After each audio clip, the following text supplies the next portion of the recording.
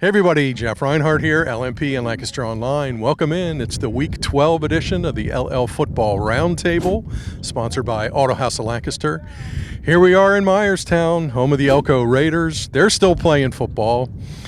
They got a District 3 Class 4A win last week against Octorara. They got a big game on Friday over at Lampeter Strasburg against the undefeated, top-seeded Pioneers. But let's talk Elco. These guys are still playing, coming off a win. They'll get a rematch on Friday. He's Paul Williams. He's another one of the Williams brothers. There's a ton of them, and there's one more after him, so we enjoy them while they're here. Hi, Paul. How are you? I'm good. How are you? Great, man. Good to be here. Okay, you won your district opener.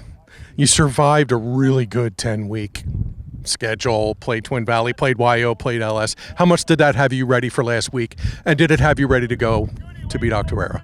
Yeah, I definitely playing against teams like all the great teams like LS and Hawaii Missing definitely had us ready to play Octorara, and every week we had to be pretty much locked in to want to win every single time because we played against great teams every single week, so there really wasn't any week we could kind of lay back and take our time.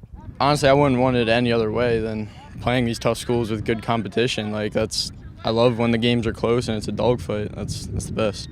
Me personally, I just go out and enjoy every second that I get to play under these lights, and that's all I try to do. It's Monday at Elco, and they're having a little pizza party here. It's because one of the linemen had a big week last week, and that's this guy. You returned a fumble for a touchdown against Octorara, a defensive touchdown. Those are always cool, but to get to scoop and score in a district game and win, how cool was that? Oh, it was really cool. I loved celebrating on the sidelines with my teammates when I came off. Everyone was coming up to me and congratulating me on my first touchdown. So, yeah, it was a really great feeling. You just played LS in October. I forget which week it was, but it wasn't all that long ago. And I know they came here and won. Give me some recollections from that night.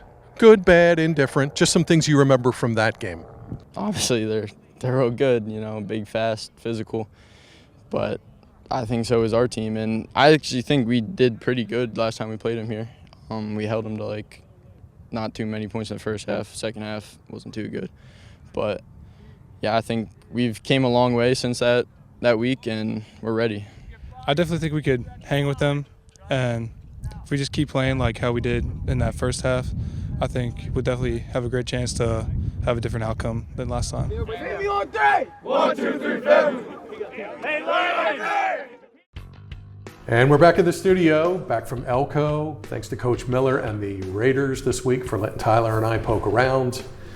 Appreciate it. Okay, LL Football Roundtable, sponsored by Auto House of Lancaster. Jeff Reinhart here, Jason Guarente on my left. Hi, Jason. Hi, Jeff. How's it going, bud? We're hanging in there. Week 12, we're still plugging. Soccer, field hockey, football games. Yeah. Have you been sleeping much lately? Yeah, I don't even know where I am half the time. Oh my gosh. Usually somewhere near Harrisburg this time of year. Okay, we do a lot here at LMP. Okay, let's break them down. 12 games featuring LL football teams this weekend. 14 teams still standing. We're busy. 6A, usual suspects here. First up, Cumberland Valley at Manheim Township. Third year in a row they'll play in districts. They've played 3 years in a row in the regular season. Yeah. They play all the time, do they not? This is a rivalry now. It is. It's almost like a league rivalry because Township has played CV more than some Section 1 teams because of the playoffs encounters. And I think the hard part is you have to keep beating them over and over again, right? Yeah. They swept them last year. They won 42-14 in week 1, and now they have to beat them again. And that gets difficult. I'm sure you would rather see a fresh opponent at this point, but Township's road could be very familiar because it could be Harrisburg in the semifinals if they win, and that's another team they've played twice last year and would be twice this year. True. So the road goes through Mid-Penn for Township. Pretty much. Anxious to see how the streaks bounce back after week 10. Yeah, they had the bye, and I mean, it's all about the district championship for them. They've been knocking on this door for so long, and they have to get it. I mean, that will define their season one way or another. Agreed. Last 2 years in a row, got to the finish line, didn't finish. Yeah. Other game, very familiar here. More Section 1 rivals. Cedar Crest Falcons at Wilson. Bulldogs are playing great. Yeah. And they're at home, and they're a perennial District 3 big school winner. Yeah, 7 in a row for Wilson. 4 points from being undefeated. They lost to Nazareth by 4. So if they're 10-0, everyone looks at them maybe with a little more, a gaudier record. But they haven't lost in a long time. This game was close the first time, 14-7. Cedar Crest deserves some credit. They haven't gotten over the hump against Township or Wilson, but they've beaten everybody else, and they've turned themselves into a perennial playoff team, and that's impressive. It is 14-7. Wilson had a big goal line stand. Interesting matchup in West Lawn on Friday. Okay, 4 quarterfinal games in 5A. There's an LL team in each one. Interesting. Exeter, New Oxford. Colonials are the 1 seed. But Exeter's kind of fired up here. I think they're a little ticked about the CV game, and they had funky numbers. You like the Eagles? There's some teams that got bad luck draws. I think New Oxford's one of them. No, you're right. Because Exeter is not an 8 seed in any way, shape, or form. That's just the way the power ratings fell. Yeah. So, I would think Exeter's the favorite in this game. Can you say that in an 8-1 game where the 1 is undefeated? But it feels that way. Yeah, Exeter's been really good. James Zandier is having an amazing season.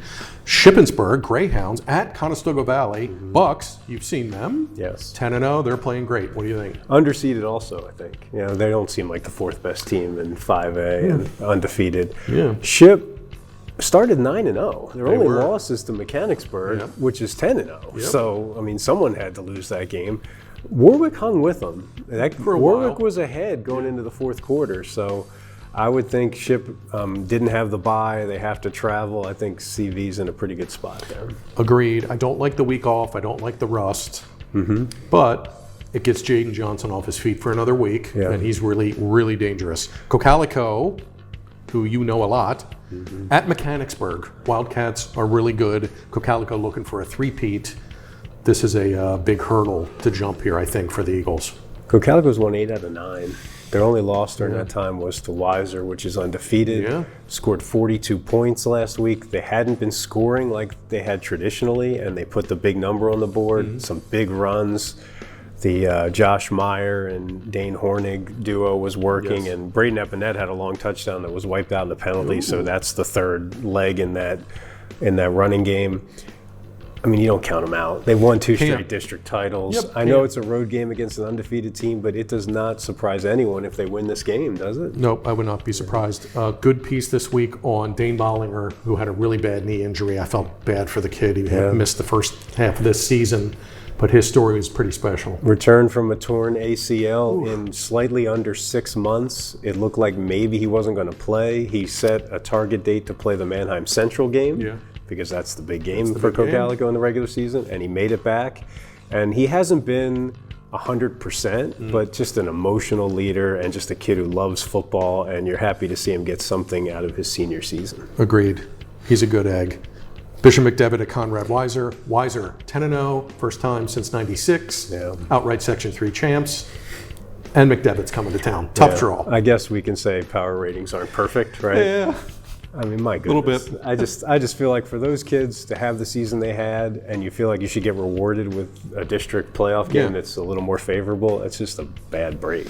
Tough draw, but you got to play it. You got to play it. Yeah, you're going to see them eventually if you're going to win the championship. True. In all likelihood. Whether it's here, semis, somewhere. Tough one. Okay, 4A, Twin Valley at Susquehanna Township. We'll see if Twin Valley can bounce back. Lost to YO, lost to LS, did get a Week 10 win for some Mo.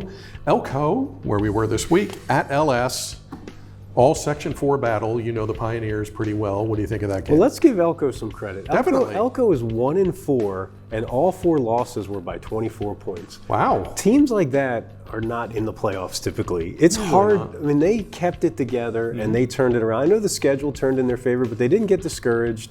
They won every game they were supposed to win, 5 out of 6. The problem is the one loss since then was 52-7 against LS, which is the giant of the section and of this bracket. Number 1 seed. It could be a very familiar road to the championship for LS. There's a chance they play Twin Valley, and there's a chance they play YO on the way to the title. So that could be sort of an intra-section feud for the next few weeks. Section 4 bracket. Yeah. Section 4 pod. Okay, 3A. A couple more LL teams here. Schuylkill Valley at Trinity. Shamrocks, 3rd championship in a row. Logan Narwaki Schuylkill Valley quarterback needs 16 passing yards for 5,000. Welcome to that club. Berks Catholic, winners of 5 straight. Yeah. At Bermudian Springs, Yeah. the 1 seed, tricky trip for the Saints. 2A is a championship game. Get yourself to Donegal for a neutral site. Lancaster Catholic against Steel High, Rollers and Crusaders. Oh my, you've seen Catholic. Catholic had maybe better regular seasons the last couple of years and Yes. didn't get to the championship game. It broke their way. They beat Camp Hill twice, which is difficult to do. Yes, it is. And you have to talk about Brandon Way, who's almost at 1,800 yards with 26 touchdowns. In the Schuylkill Valley game, he broke off 2 huge runs at the beginning, and then he went out for a small stretch with an injury, and the offense is just not the same without him on the. I know you have the same line, and I know the line's really good, but he turns the 7-yard run into the 50-yard run. Yes, he does. And maybe that's your path to win. I think they're big underdogs here, but maybe Brandon Way runs up a big number and they could keep him in it. They're going to need him to have a big night. Steel High won 4 single A championships in a row, so they're going for 5 in a row here. First one up in 2A. Saturday, last game, East Pennsboro at YO. Spartans got a chance here. Yeah, I mean, you don't count out the Spartans. They win district championships. Yes, they do. Like their routine. And I mean, does anyone think they're not going to be in the final this year? It just, Probably not. Yeah, it just seems like that's their birthright at this point. Yep. They won 5 AAAs in a row. They go up to 4A this year. And we'll see who survives the Section 4 pod of the 4A brackets. Okay, tons of coverage coming up over the weekend. We'll be at all these games. We'll get you stats and box scores and game stories and photo galleries and all kinds of stuff. Get well soon, Mike Gross. Hopefully he's back in the pilot seat next week. For Jason, I'm Jeff. Enjoy week 12. It's the LL Football Roundtable, sponsored by Auto House of Lancaster. Thanks for watching, and we'll see you soon.